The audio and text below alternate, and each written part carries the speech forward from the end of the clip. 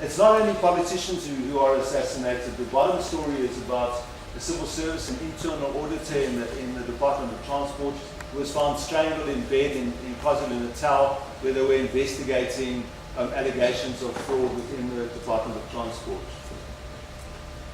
So, yeah, I don't really have time to go into these quotes, but assassinations really appear to start in Mpumalanga, move to KZN, and now to Northwest Province.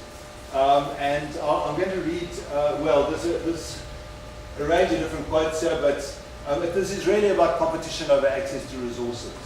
And a quote from one comrade in KZN saying that all the comrades now find it necessary to carry guns. And there's a quote here which I find, which I think is really powerful, which is a quote about a guy called Shezi, a councillor in KZN. And someone else, he was assassinated. Someone else from the ANC saying, there are many bad things to say about Shezi as there are good. People look at his lifestyle and ask, how does a herd boy from Nkandla go from having absolutely nothing to a fancy 4x4 and several houses? People see that being a local councillor can be a means to wealth. We move on then, so that's about assassinations. But the same issues play out in relation to collective violence.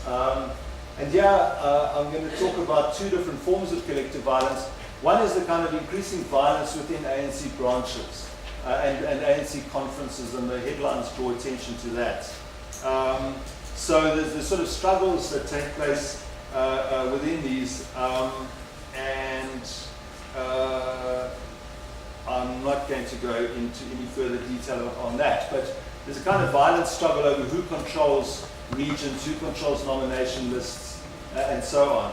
And then there's another form of collective violence, and that is the violent protests. Now, those of you who are familiar with the work that we've done at SWAP on protest will know about our argument that these protests have a kind of dual character. On the one hand, the grievances of poor people, of residents and communities, which they're prepared to mobilize and struggle over. And on the other, what you find often in the leadership of those struggles is factions from within the local ANC. And they become part of the protest, and their struggle is partly about addressing the complaints of residents, but very much as well about trying to reconfigure power relations in the local ANC and in the local council so as to get access to tenders and various other opportunities in the council. So there again, we find forms of political violence which not only, for example, involve burning down a local library or a hall, but also burning down the houses or attacking the houses, the homes of rival councillors. And there's a way in which this kind of violence has become really part of the political repertoire in struggles within the ANC over who gets to head up the local council or the branch. And then finally, the question of breaching the insulation of white capital and wealth from the political domain. So here we return to Kumba, one of the biggest open cast mines in the world, and a very violent strike that took place as part of the strike wave in after Marikana, the burning of company property and so on. So that's one element. 1 minute, my lord. Okay, that's one element of the kind of breaching the insulation between the political sphere and white wealth, white capital.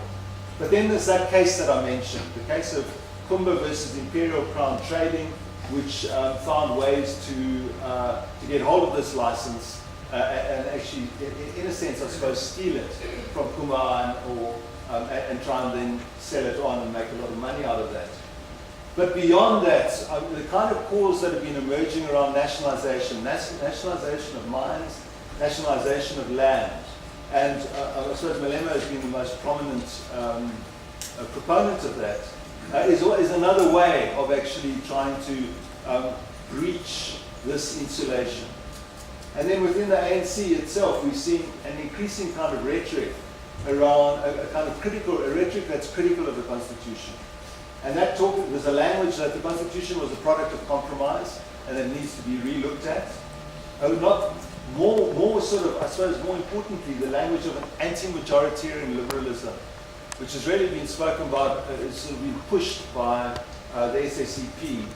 Gwede Mantashe at the last COSATU Congress warned COSATU not to join the anti-majoritarian liberals, who included, in his words, not only the obvious, white capital and the press, but also NGOs, as well as the judiciary, which is quite an extraordinary point for the General Secretary of the ANC to be making. So there's an increasing language around the limitations, the constraints of the Constitution, and the way it prevents a proper redistribution and transformation in South Africa. So what we see here in this violent, what I'm calling violent democracy, is the way the insulation that had been crafted through the transition that protected the white-dominated economy, protected white capital, is increasingly becoming a source of contention. And so we see violent agents struggling within the ANC for access to power and to rents. But we also see the beginning of an encroachment into this domain, not only from the elites, but also through popular insurgents. So my final slide, Siraj. What are the prospects? Where does this all go? Where are we likely to head with these dynamics of violence and intra-elite competition and conflict? Well, the one possibility, the one sort of potential trajectory is that the trend towards intra-elite conflict, violence and paralysis continues. I think that's the most likely trend. The second possibility is that of an agreement between elites to avoid endemic decline, to re-establish the rule of law and a gradual process of redistribution. The third is that a strong man emerges, and it would be a strong man, I'm afraid, able to enforce a stable coalition and the distribution of rents as well as repress dissent. I think which is really, I'm referring here to the kind of realignments within COSATU, the EFF and so on, and the emergence of a new project for democracy and redistribution. The question is, what are the implications for the constitution of all of this? I won't go, we can leave that for discussion time, but I suspect that the constitution is going to be under siege from pretty much in relation to all four of those possible future trajectories. So I'll leave it there. Thanks.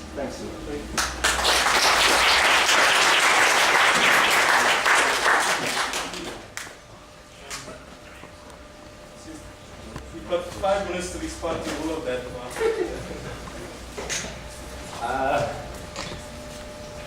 Tell me when the clock starts. But first of all, I just want to say that I like Karl's paper very much, and I have done since I saw the first drafts of it about a year ago.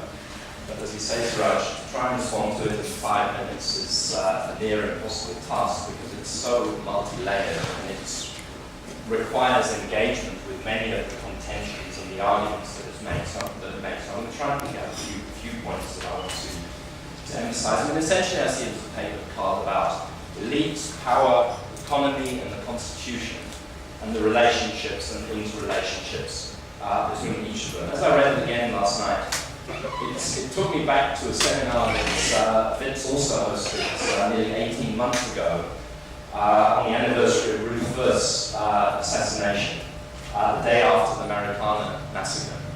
And we were asked to prepare some comments based on rereading of some of Ruth First's writings, and I quickly squizzed through the barrel of a gun again.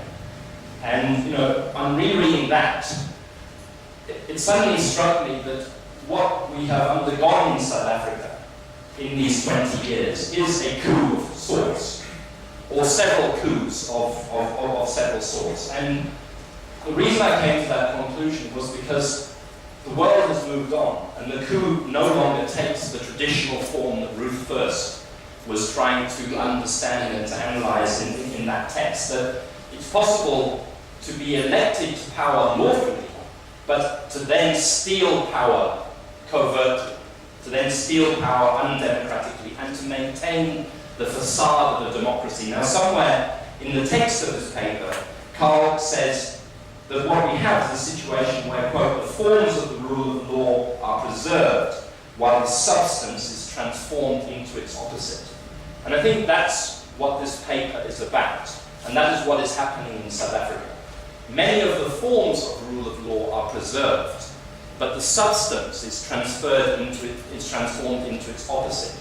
Power is transferred to elites, no longer to a single elite, but to a range of elites who are given access to the state and given permission, as it were, to steal from the state as a form of redistribution and re-empowerment. So, by and large, I agree with Karl's analysis. I agree with his discussion of elite factions and the relations with the state that reinforce this. I agree with the description. I think what I would want to debate and elaborate more on is not so much what is described, but the analysis that underlies the description. And I think one of the things that I think we're all challenged to do is to do more to interrogate what is meant by democracy in the 21st century. Democracy is an envelope where, as you say, Karl, you can have violent democracy, you can have participatory democracy, you can have liberal democracy, you can have bourgeois democracy, you can have all sorts of democracy, and they're very, very different things. And I think often, although you talk about violent democracy, that there are certain assumptions around democracy that I believe need to be needs to be questioned. I think we're living in a sort of pseudo-democracy. We have a wonderful constitution. We have all the manifestations of a democratic society, but people are blocked from exercising democratic power every time they attempt to do so, and sometimes they are blocked by violent means, such as the massacre that took place in Marikana. So, in my remaining two minutes, I would say there are 2 points that I would want to debate on this thing going forward. One is something that lies at the very heart of your presentation, which is this question of the Constitution, and whether the Constitution is an obstacle to transformation or an instruction for transformation. And I argue that the Constitution, in some ways you have to insert class into any discussion of the Constitution. I personally do not see the Constitution as an absolute barrier to transformation. I think that what has happened, the timidity around the Constitution, is explained by an accommodation with capital, with corruption, that actually began even before 1994 and before 1996. And if you study the process that led to the arms deal, and if you talk to people like Holdt and people in the ANC and see what was beginning to happen and how they were drawn in and corrupted even before you get into power, then you get this constitution that does mandate development. Even on the property clause, frankly, if we were to talk about it, there's no right to property in South Africa. Look at the Constitution, section 25. There's no absolute right to property. There's nothing that prevents the redistribution of property. It only says that the redistribution of property, if it is done, must be done within the ambit of the rule of law and must be done in a fashion that is non-arbitrary, which I don't think is something the left necessarily should have a problem with. But the problem is that government has had no interest in tackling property on any score. And the question you have to ask is why. In my work, for example, we have been advocating, we're doing it even today with a demonstration in Cape Town, why are we not using the powers that we have under the Constitution and even under current intellectual property law to use compulsory licenses to make medicines more affordable for a range of conditions of which people suffer in South Africa? There's no legal barrier to doing that. There's a political barrier to the exercise of that power. So that's one thing that I would want to discuss. The second thing that I would put up for discussion is, Karl, a question really about your paper is, why is it only the elites that have really contested power in the last 20 years and that preoccupy your discussion? Why have the poor and the working class not systematically organized to challenge power and to push for redistribution? Why is it that in many respects, as you say, as you point out in relation to the so-called service delivery protests, the poor are used by factions to reinforce different claims, in the same way that in the recent past, COSATU has been used by factions of the elite to reinforce particular claims and particular factions rather than ever taking an independent position that in a sophisticated way challenges the organisation of power and the benefits of reconstruction. So we end up, and I'll finish with this point, with almost a vicious circle, which is that corruption starts, and elite formation and elite seizures start before 1994. They corrupt and implicate the new leadership. You then get a failure to develop, as a consequence, a failure to develop and implement the constitutional mandate, which then contributes to the growing economic and developmental impasse, which in turn then reinforces the circle of corruption, and you're back to where you begin again and you keep going around and round and round again. The very final point I made, Karl, is you mentioned the EFF as within category 4, popular dissent, realignment of political forces, new project for democracy and redistribution. I would put them very much in categories 1 or 2, and as a new expression of elite jostling for power, but not for fundamental redistribution in any way. So I think that the challenge that we have to actually look about as we go forward is certainly my interest, and I'm sure many people's interest, is how do we organise, how do we understand what has happened so that we can organise around option 4, popular dissent, realignment of political forces and new projects for democracy and redistribution, which I believe are possible within our current constitutional context, even if we have to challenge and push at the edges of that constitution as we seriously confront issues of transformation and redistribution of power. Thanks. I hope that was okay in 5 minutes.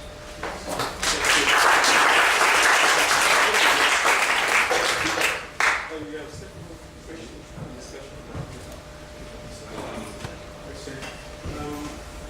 There is a kind soul carrying a mic around, so we can take questions and discussion. I'm going to take advantage of my position as chair for 2 minutes.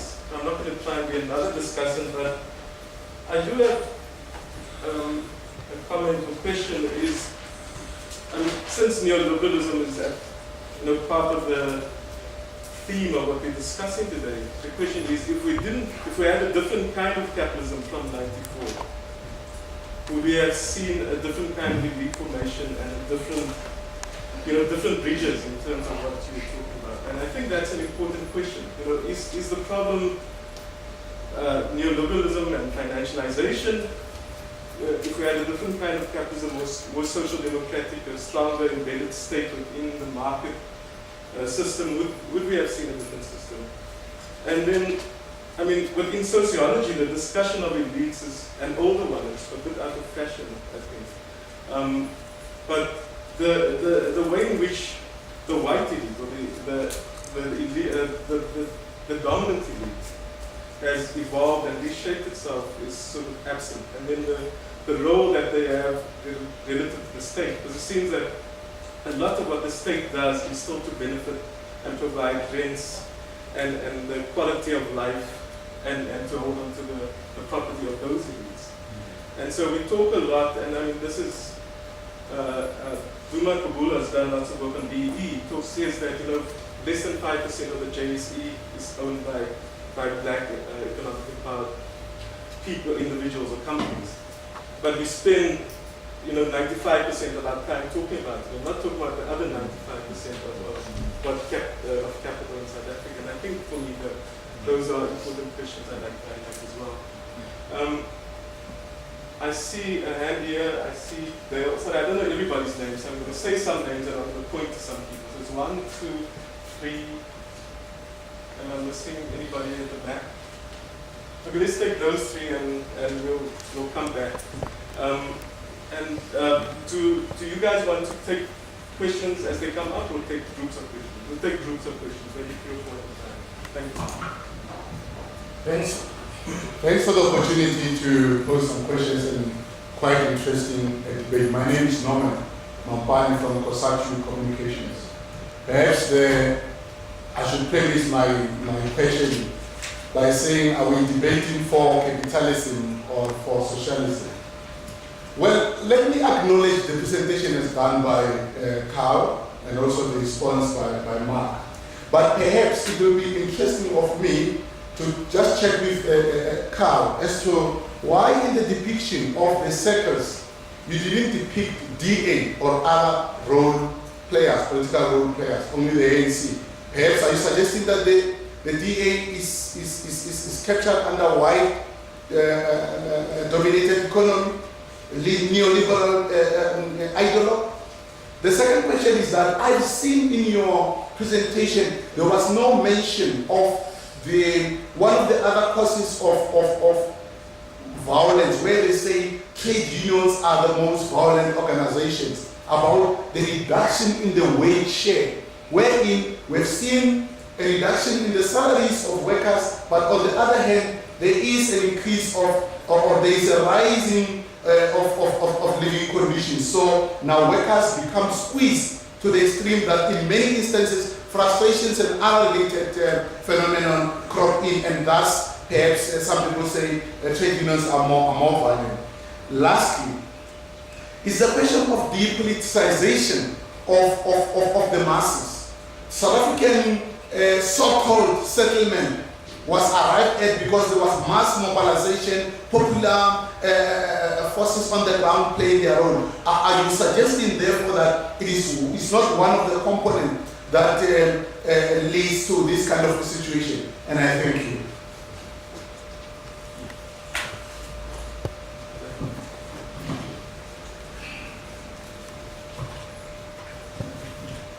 Yeah, thanks, Karl Kinley. Two things. The one is, with due respect to the paper, it sounds to me when I read this paper as if what you're describing, Karl, is something that can be described by most Western democracies throughout their transitional periods. Violent democracy has been integral to every single democracy. Different forms of clientelism, patronage. And the thing that I think needs to be questioned is whether or not this kind of analysis tends to suggest that it's third world and southern countries that suffer from this violent democracy only, through this patron-client relationship and the study of, post-colonial societies, when in fact, if one looks at the United States, if one looks at a lot of Europe, we have exactly the same kinds of things going on, except they're much more externalized. What the ruling classes have done is they've exhausted the internal avenues for this, so they've gone externally, and they do exactly the same things to other countries and to other people in order for the accumulation routes to be had. And that's what we're experiencing on a level that is unprecedented in the global history in terms of violence. And a violent democracy with all those democratic institutions and laws behind it, and in fact giving it legitimacy. So I want you to put this in the context of the broader global picture, and is there any exceptionalism here at all? In fact, South Africa simply just catching up and is in an infant stage of its own particular character of this. The second thing that I wanted to say is that you don't seem to take into consideration the fact that the ANC itself prior to 1994, the character of the ANC during the liberation struggle, the violent nature of the response to dissent. Let's take ZAPO, for example, in the 1980s. When the ANC was faced with a dissent in the launch of the UDF and the National Front, or in ZAPO, what happened? There were massive battles, there were killings, there were assassinations. This was in the 1980s, internal to the liberation movement. Much similar like what happened in ZANU-PF and others in Zimbabwe. When faced with dissent within the liberation movement, violence was the first choice of dealing with that. And I would say that there is, if one looks at corruption and violence within the exile movement, this history has yet to be surfaced. But we know, and anybody who's looked at all the archives knows, that there was assassinations, there was gun running, there was mandrax dealing, there was car hijacking syndicates. They were all happening within the ANC, within the lines. And anybody who got in the way was dealt with. So what I'm saying is it not in the DNA? Roger Southall has made this point in his new book with regards to party liberation movements and power. And it's not simply a transitional issue. It's not simply a post-1994 state issue. It's something within the DNA of the way in which the liberation struggle, and particularly in this case the ANC, conducted it. Thank you. Over here.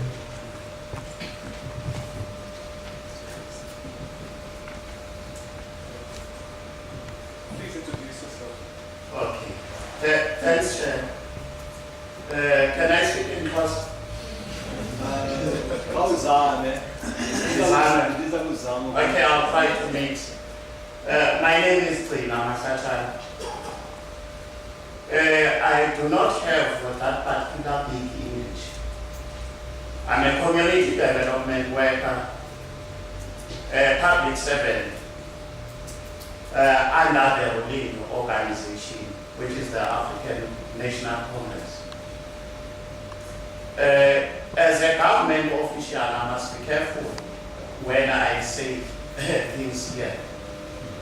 Firstly, what I appreciate on the two presentations is that the two speakers recognizes the importance of the Constitution of South Africa, that it is the best in the world. And the other thing that is important, particularly for academics in this current juncture, it is not my duty to defend all the issues that are raised about assassinations and everything. They have been happening. Even in the Bible, there have been assassinations to those who read the Bible. But what I will actually request is that let us not take hope away from the citizens of this country by beginning maybe at some stage to start to be the prophets of doom that are in the Bible. The people of South Africa, black and white, need hope. There might be assassinations, but if we move together as a united nation, the rainbow nation, the actual rainbow nation, there is no need then to worry about too much, but instead, be part and parcel of the solutions, particularly assisting the ruling party. Yes, there might be, the way we see things, that the ruling party is doing what and what. But as I need to sit down, there was once a request last year, because I'm consistent. To be succinct, to be brief. Okay. We don't want speeches, we want questions and comments. No, I'm trying to comment here. But the most unfortunate part is that the time that we are given to deal with these issues is very short, but it's fine. As I'm concluding,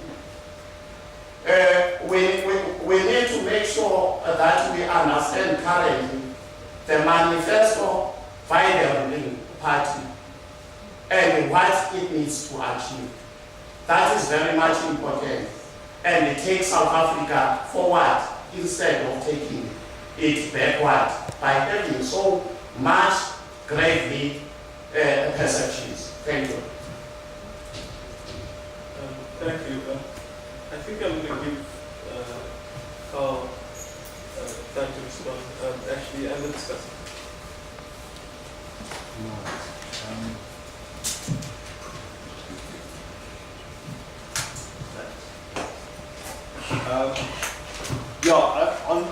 On Mark's comments, I mean, thanks. A very, very valuable kind of ongoing discussion that we're having about the Constitution, really, and about the kinds of movements that may make use of the Constitution. I don't disagree in relation to that. I think that the Constitution hasn't been tested, but of course, the Constitution is a document. An interpretation of the document relies on not only the challenges, the cases, the law, the lawyers that put cases before it, but on the judiciary. And in one of the slides, I put a question mark next to the judiciary. I mean, I have no doubt that there are forces within the state and within the ANC that would very much like to control the judiciary in some way, to render it more conservative, to render it more timid in that same sense as you're describing, Mark. So, the Constitution isn't just the document; it's all the institutions that surround it, and there are questions about that. But I mean, the Constitution is still a very powerful document that really points towards very important rights that need to be struggled for. Why is it that the poor... Okay, so I mean, and this is a response actually that goes to, I think, several of the questions, including Dale's, and the question about the D, or the comment about the DA. I mean, what I'm trying to do through this paper is understand how violence works within the elites in South Africa. It's not a bigger statement. I mean, it is a certain kind of statement about the way democracy in societies such as ours work, because there is quite often a tendency for us to hold a discussion about South African democracy as if its problems are unique or particular only to itself, and that really with a bit of effort we should be different. I don't think that's the case. I think I'm trying to work out the ways in which democracy is embedded in the organization of power and social forces and the relation to rents in the economy. So, so my concern isn't to try and develop an analysis of the